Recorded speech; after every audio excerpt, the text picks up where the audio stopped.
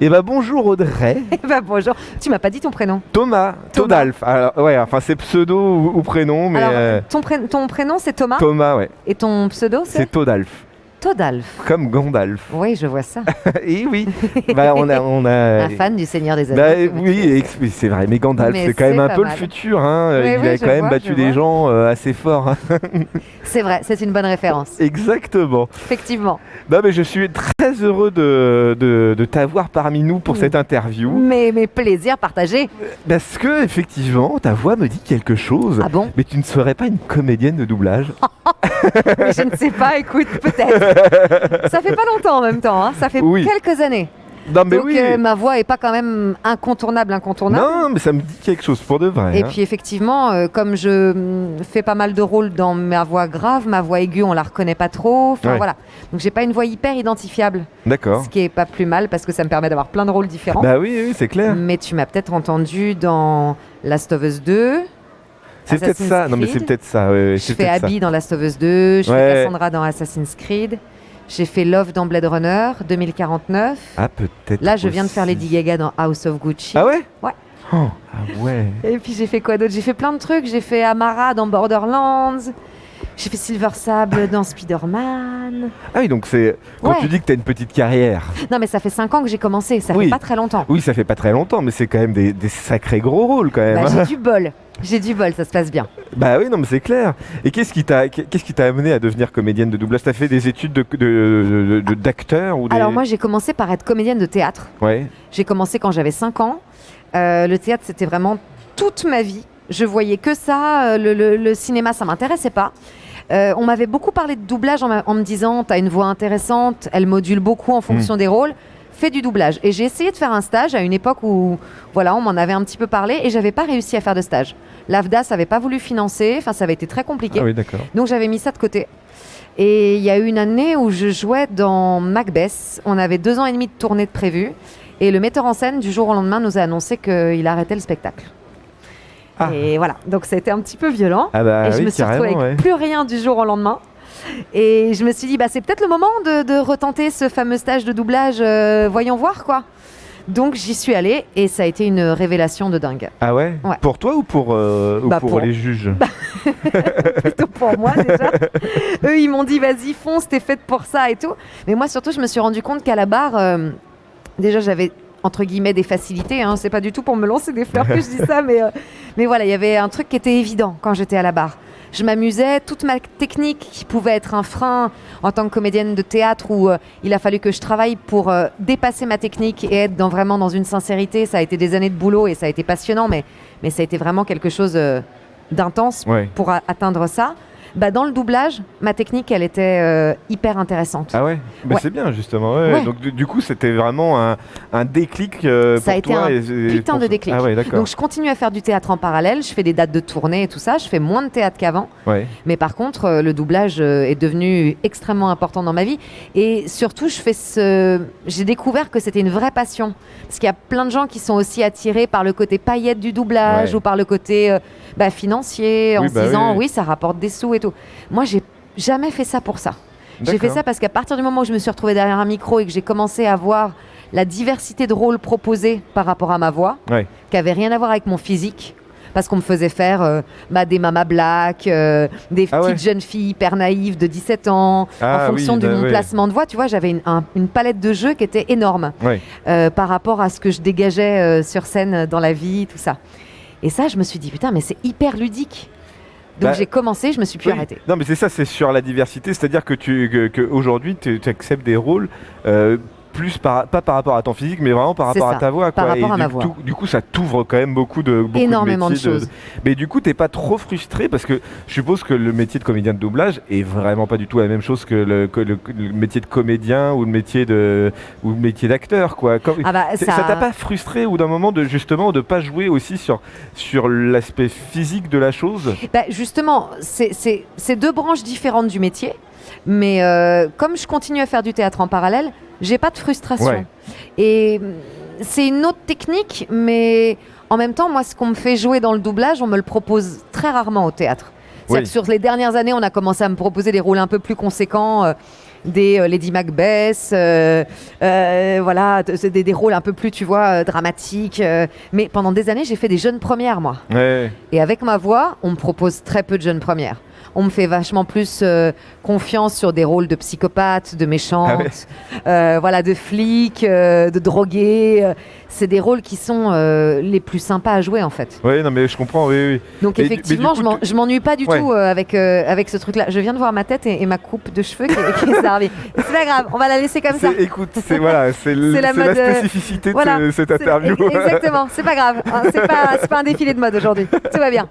Mais non, mais après derrière, c'est sûr que t'as pas peur par contre de t'en faire. Mais tu vas quand même continuer jusqu'au bout à faire les deux métiers. Bien sûr. Tu veux vraiment pas te spécialiser dans du doublage en particulier. Je veux pas rester que sur le doublage parce que je pense que il y a beaucoup de comédiens de doublage quand ils font plus que ça, ils perdent leur corps. Oui. C'est-à-dire que quand ils se retrouvent au théâtre, ils font plus que de la voix et leur corps est pas incarné. Oui. Moi, je me suis rendu compte que quand j'ai fait Hermione dans Andromaque, j'ai fait un remplacement dans une troupe et j'ai fait ça en tournée. J'avais fait ce rôle-là en création avec une autre compagnie avant de faire du doublage. Ouais. Et on m'a demandé de faire un remplacement. J'avais déjà commencé le doublage. Et je me suis rendu compte qu'au lieu de me restreindre et de m'enlever mon corps, la maîtrise de ma voix, ça m'avait amené une beaucoup plus grande palette de jeux. Bah oui, finalement, Et oui, ouais. c'est clair. Non, mais parce que alors, anecdote un peu à part, mais parce que j'ai vu une série justement, Bien c'est sûr. Calls, une série totalement audio qui a été financée par Canal+. D'accord. Et justement, les comédiens qui ont joué dans cette série-là ont su voir leur jeu s'améliorer parce que justement, ils jouaient pas sur le corps, ils jouaient uniquement sur la voix. Donc du coup, quand ils devaient jouer la peur, ils étaient dans des conditions un peu particulières aussi de mise en scène entre guillemets quoi. Et quand ils jouaient la peur, ils sentaient vraiment la peur vraiment intense quoi, tu vois. Et je pense que justement les comédiens de doublage, ils ont peut-être plus cet avantage-là de pouvoir plus jouer sur les sentiments dans la voix que sur la voix et le corps quoi. C'est-à-dire que quand tu te retrouves au micro et que tu dois jouer une scène de panique et tout ça, c'est très compliqué parce que tu as le micro, faut pas que tu bouges et que tu t'écartes trop du micro, faut pas que tu mettes tes mains devant ta bouche. Même si la comédienne que tu fais à l'image est en train de hurler et de se mettre dans toutes les positions, toi tu peux pas faire ça. Ouais. Donc faut que tu arrives à vivre tout ça en contraignant ton corps.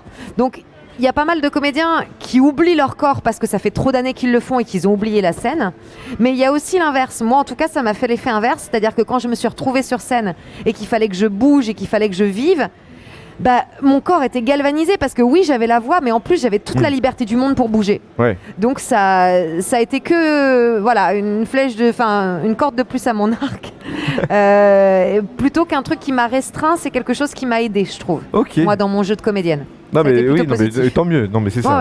Tu trouves vraiment de l'expérience partout. Voilà, mais effectivement, j'espère pouvoir continuer à faire du théâtre longtemps. Oui. Ce qui est avantageux avec le doublage aussi, c'est que avec ta voix, tu es un peu moins tributaire de ton physique et de ton âge. Oui, après, c'est vrai aussi. Oui. De plus en plus, les studios commencent à dire « Ah bah non, telle comédienne, on la veut pas parce qu'elle est trop âgée, alors que sa voix est très jeune et qu'elle peut faire n'importe quel âge sans problème. » Comment elle s'appelle, celle qui a fait Oui, là Ouais, Brigitte Lecordier. Brigitte Lecordier, oui, voilà. qui fait encore des voix de petite fille alors qu'elle a... Bien sûr. Elle est, on dira pas son âge, hein, mais... Non, mais absolument. Et ça, c'est vrai que ils commencent à modifier ça. Les studios commencent à dire, enfin c'est pas les studios d'ailleurs, c'est les clients commencent à dire on veut des comédiennes noires sur des comédiennes noires, on veut des comédiennes homosexuelles sur des rôles homosexuels, on veut des comédiennes jeunes sur des comédiennes jeunes. Et ça clive, ça fait beaucoup de clivage, je trouve. Alors que du coup, oui, ça restreint autant que... Ça restreint terriblement, ce qui est très dommage. Le métier d'acteur, quoi. Exactement. Alors que, bon, c'est pas encore la norme qui s'est... Voilà, c'est pas la norme, donc on espère que ça va pas le devenir. Mais en tout cas, c'est vrai qu'avec la voix, on a juste un caractère, un timbre, c'est ça qui est intéressant et que c'est ce qu'on dégage. Donc ça permet beaucoup plus de liberté de rôle et de diversité qu'avec juste le théâtre ou le cinéma. Quoi. Et généralement, quand on te propose un rôle de doublage, comment tu l'acceptes? Est-ce que déjà tu as le choix d'accepter ou de refuser bien un sûr, rôle? tu peux très bien dire je suis pas disponible. Mais la plupart du temps, tu sais pas sur quoi tu viens enregistrer. Ah oui, vraiment? Ouais. Donc du coup, tu ne sais pas que tu vas doubler par exemple une scène de jeu vidéo Pas ou, du tout. ou Alors, une série? si, c'est-à-dire qu'en fonction du DA, tu sais si c'est pardon, DA c'est directeur Ouais. artistique, c'est les sortes de metteurs en scène pour le doublage. Ouais, Tu sais si c'est un DA qui fait du jeu vidéo, il va te dire est-ce que tu es disponible pour une séance de 2 heures tel jour, Ouais. voilà. Mais tu vas te pointer et tu sais pas si c'est sur League of Legends ou Assassin's Creed, t'en sais rien. Ah oui, d'accord. Tu sais pas à l'avance. Et pour les films et les séries, c'est la même chose. Tu vas avoir ta convocation, on va te dire est-ce que tu es disponible mardi telle heure? Tu dis bah ouais, je suis dispo, t'arrives et ça se trouve ça va être un tout petit rôle, ça se trouve ça va être un rôle un Ouais. petit peu plus conséquent, mais tu sais pas à l'avance, t'as pas les textes à l'avance, t'as pas c'est- du tout l'histoire complète du film. Mais Voilà. c'est pas contraignant justement dans les choix de carrière du coup de faire des rôles un peu fourre-tout quoi En même temps, moi je trouve pas parce que moi je choisis pas ce que je fais par rapport au rôle, je choisis ce que je fais par rapport aux gens qui me proposent du travail. Oui, C'est-à-dire oui, que je vais vers les gens qui m'intéressent. S'il y a un directeur artistique qui me plaît, qui m'inspire, même si je vais travailler un petit téléfilm de Noël avec, ouais. ça va m'éclater parce que c'est lui qui me dirige. Et voilà, c'est comme ça que je fonctionne. Donc non, ouais, moi je n'ai pas trop de problème avec ça. Mais parce que ton objectif ce n'est pas forcément d'être connu aussi parce qu'il y a beaucoup. Ah non, mon objectif c'est pas du tout d'être connu. Moi, ça n'a jamais été le cas. Non, mais parce que ça n'a jamais été le cas. il y a beaucoup de aujourd'hui d'acteurs de doublage qui sont aujourd'hui reconnus comme des immenses acteurs quoi. On Bien les sûr. reconnaît rien qu'avec la voix. Et toi, c'est même pas juste un objectif ou juste essayer d'atteindre cette magnificence. Attention, c'est à double tranchant. C'est-à-dire que si on reconnaît ta voix, Oui. on peut plus te mettre sur n'importe quel rôle. Oui, bah oui, Ah non, mais oui, mais attention. forcément, mais Tu vois la voix de Terminator là, de notre ami oui, Schwarzenegger. c'est pas Athée, non, c'est pas lui. Alors je sais plus les noms parce que j'ai un problème avec les noms. Ah oui. Mais bon, bref, tu vois ce que je veux dire? Ou quand t'entends, ça veut pas dire qu'ils vont pas travailler ensuite. Je veux pas du tout faire un avis sur leur carrière. C'est pas ça que je veux dire. Mais il y a des voix qui te marquent. Oui, bah oui, oui. Et donc après, on peut pas te mettre sur n'importe quoi parce que t'es trop identifiable. Donc moi, je préfère d'une certaine manière être un peu moins connu et un peu moins identifiable et qu'on mais me faire plus de propose rôles, quoi. ouais, plein de choses fun parce que c'est ça qui est chouette avec ce métier, c'est le côté hyper ludique de la situation, Ouais. de passer le matin tu fais un rôle de gamine en colère et l'après-midi tu vas faire une mère dépressive. C'est ça que j'aime moi. Ouais, non, mais je C'est comprends. pas, c'est pas la notoriété qui va avec. Moi profondément, j'ai jamais eu Ok. besoin qu'on me reconnaisse dans la rue. De toute façon, Non, mais avec ma c'est une voix. bonne réponse. Je Voilà. juge Non pas. mais je n'ai pas dit que tu jugeais. Mais c'est vrai que de toute façon dans la rue, les gens ne peuvent pas me reconnaître quand Oui. ils m'entendent parler parce que ma voix au micro ou ma voix dans la vie Ouais. ne passe pas de la même manière. Donc je me suis retrouvée avec un chauffeur de taxi qui était très mignon, qui me racontait plein de choses, qui me posait plein de questions sur ma vie. On écoutait Radio Latina. Et j'entendais ma voix qui passait à Radio Ah ouais Latina pendant que j'étais en train de lui parler et le mec captait pas du tout quoi. Donc à un moment donné, j'ai fait là vous m'entendez en fait. Ah, et tout d'un coup, attendez, reparlez-moi. Donc je lui ai fait un peu la voix de Radio Latina.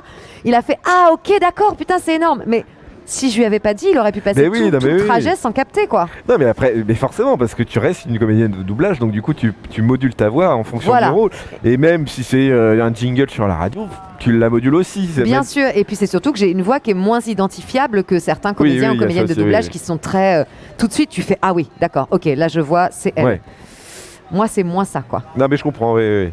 J'ai une autre question sur l'évolution des services de vidéo à la demande. Ouais. Parce que du coup, on a besoin de plus possible d'avoir de la production très vite en fait. Ouais.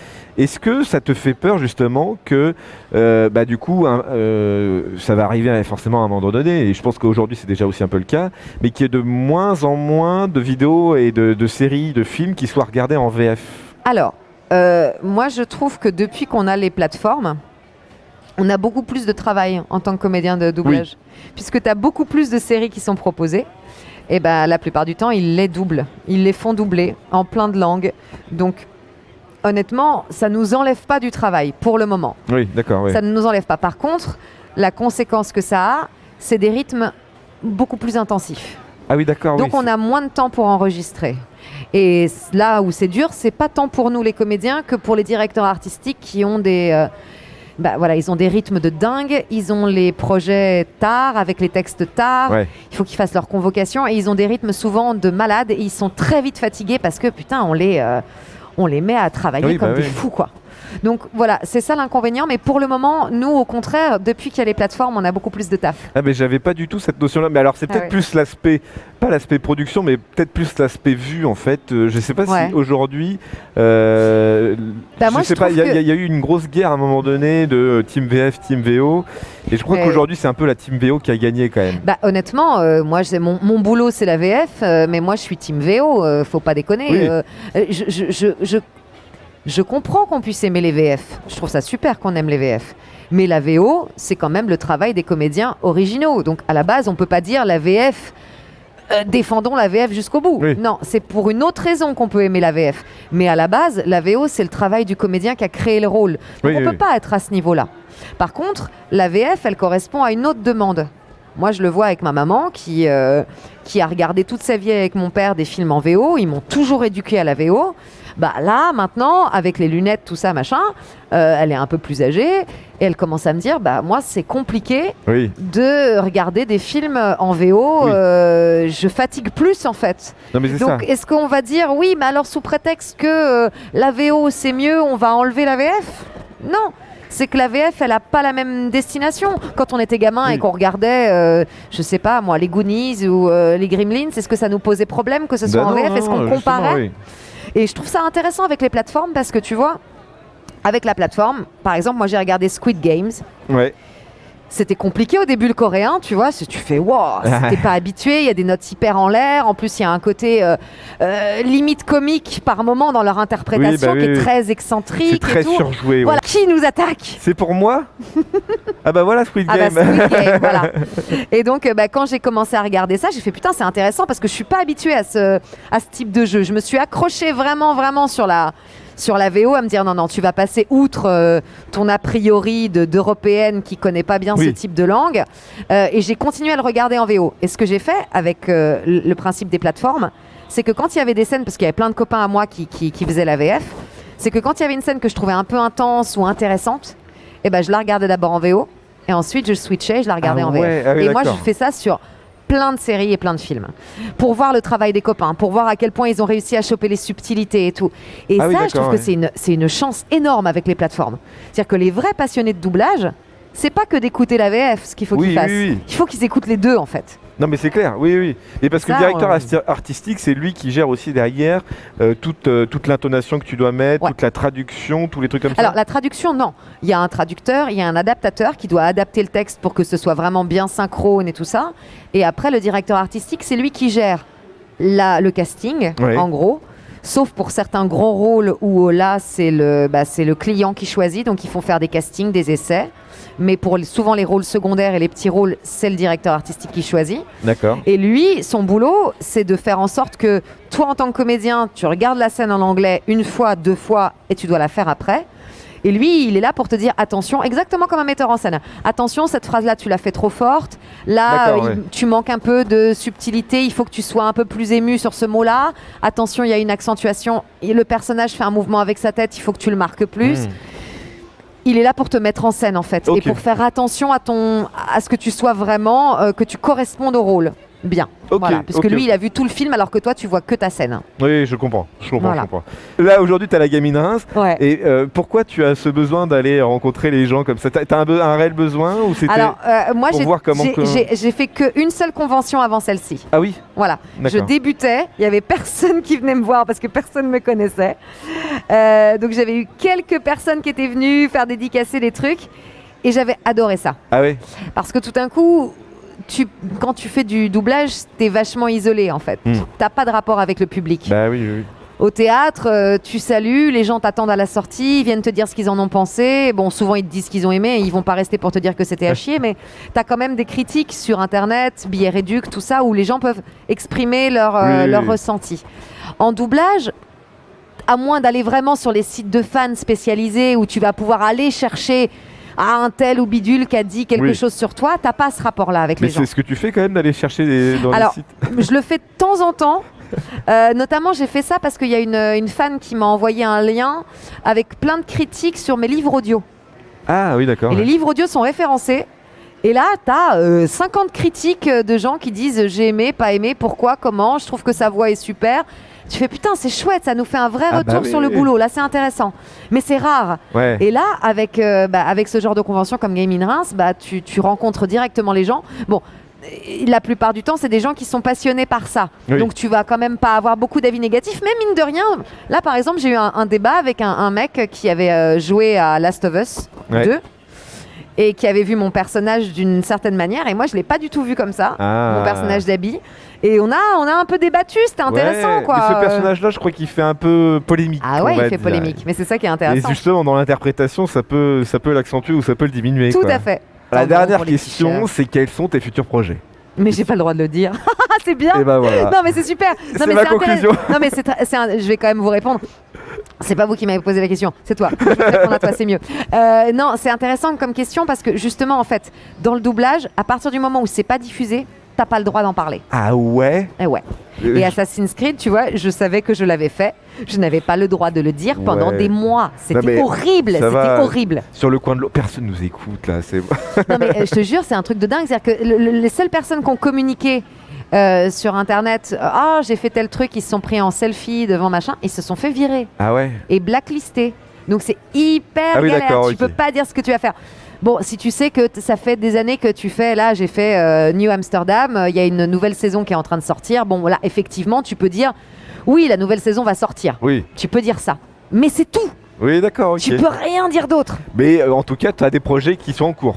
T'as le droit de le dire, ça. Oui, il y a des projets qui sont en cours. J'ai un film qui va sortir dans pas longtemps, mais je pense que les gens ne le savent pas parce que sur la bande-annonce, c'est pas moi qui avais fait la bande-annonce et on m'entend quasiment pas. Il y avait cette histoire. Oui, quelquefois, les bandes-annonces, c'est pas les mêmes comédiens qui font le film et la bande-annonce. Parce que, Voilà, donc j'ai un film qui va sortir dans pas longtemps. J'ai des jeux vidéo qui vont sortir dans pas longtemps, mais il ne veut pas les dire.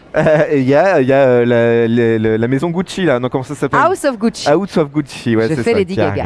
Absolument. Qui est déjà sorti. Bah oui, donc qui est déjà sorti. Qui est sorti la semaine dernière. Oui, c'est ça, ouais. Mais sinon, j'avais pas le droit de le dire avant non plus. Oui, voilà, mais du coup, on peut t'entendre dans ce film-là. Absolument, tu peux m'entendre dans ça. Et dans plein d'autres films et jeux vidéo. Écoute, et séries. Absolument.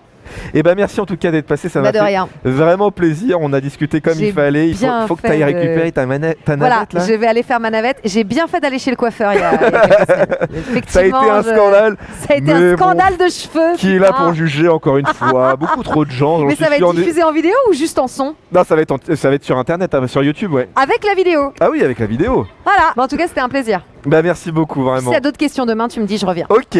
Alors j'enlève mon machin. Allez, zoup, attention la navette.